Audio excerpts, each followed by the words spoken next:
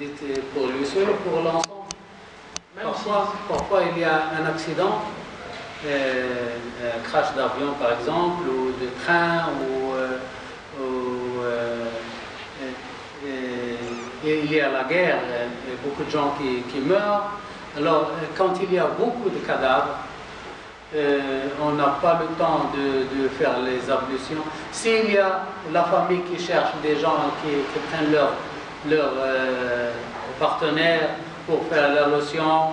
Je dis ici, la personne est carrément, par exemple, écrasée ou... On ne fait pas de lotion. Par exemple, il est écrasé, mais... Bon, on ramasse la chair, on le met dans un drap et on le met dans un trou. Voilà. Et par exemple, il y a des endroits, surtout en Inde. Si on ne distingue pas la tête, les pieds, tout est écrasé, on le met dans un drap et on le met dans un trou. On fait la salade, comme c'est. Pardon? Voilà, je disais, il y a des endroits, par exemple, comme en Inde, eux, ils mettent le feu dans le corps. Ou bien pour les gens qui meurent, par exemple, dans la mer, est-ce que pour eux, les interrogations de la tombe... Non, ceux qui meurent dans la mer, ou ceux qui sont brûlés dans le feu,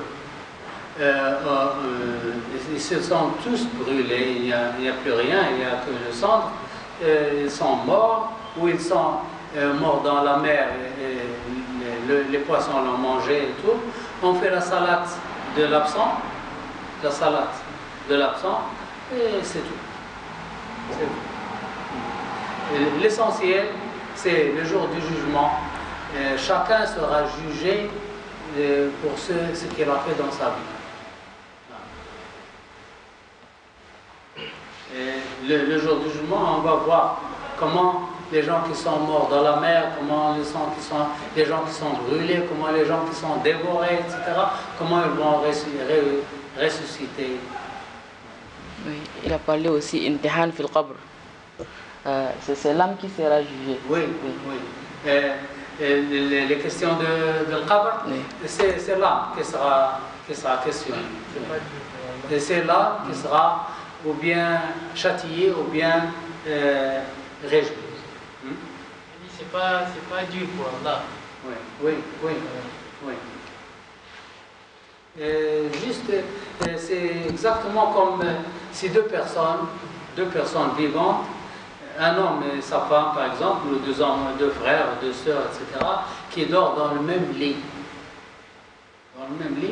Une personne voit un cauchemar et l'autre voit un beau rêve dans le même lit. Une personne est torturée et l'autre elle est enchantée, réjouie dans le même lit, et chacun une personne est châtiée, l'autre est réjouie. Voilà.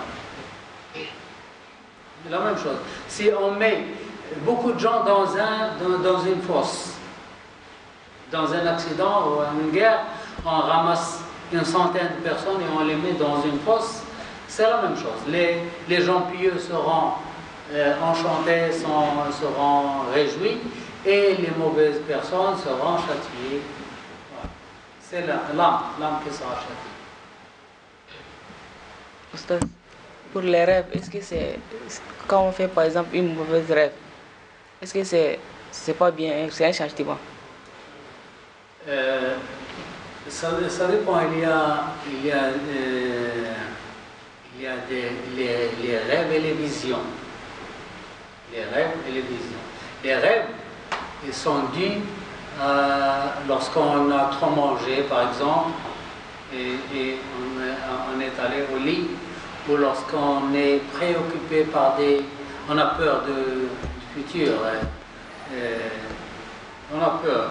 Lorsqu'on a peur, lorsqu'on a des soucis, etc., on voit des cauchemars à cause de ces problèmes que nous éprouvons. Ça, ce sont des cauchemars. Mais les visions, on voit des choses les visions qui peuvent se réaliser là c'est différent. Le prophète sallallahu alayhi wa sallam nous a donné une règle. Si quelqu'un voit une vision aimable, une belle, quelque chose de bien, le matin, il dit Alhamdulillah et il le raconte à celui qui ne sera pas jaloux de lui. Par exemple, il raconte à sa famille ou des amis qui ne seront pas jaloux de lui. Et Alhamdulillah. Mais s'il voit quelque chose de mauvais, et le matin il dit A'udhu billah minash shaitanir rajim, il dit 3 fois, il dit A'udhu billah minash shaitanir rajim, et il ne raconte à personne et il n'aura pas peur. Par contre, s'il la raconte à quelqu'un, il peut se réaliser. Vous voyez? Alors rappelez-vous cette règle du prophète sallallahu alayhi wa sallam. Si quelqu'un voit un cauchemar, voit quelque chose de bien, de mauvais, il ne le raconte à personne. Il dit A'udhu billah minash shaitanir rajim et il ne le raconte à personne, il l'oublie et il n'aura pas peur. Et le prophète sallallahu alayhi wa sallam a dit n'ayez pas peur, ne le racontez pas et n'ayez pas peur.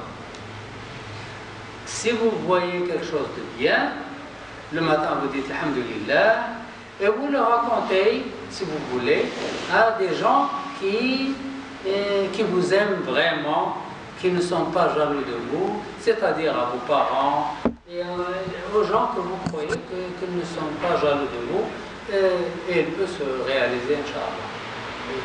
Pour les cauchemars, vous avez fait votre traçage à gauche ou bien... À gauche, à gauche. Vous dites comme ça, à gauche, 3 fois. Vous dites A'udhu billah minash shaitanir rajim et ne le racontez à personne.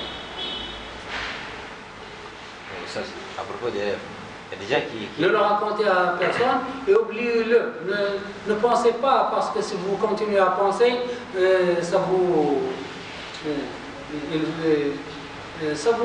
provoque et ça vous cause des troubles, etc. Pardon? Il y a des gens qui interprètent les rêves, il y a des gens qui interprètent des rêves.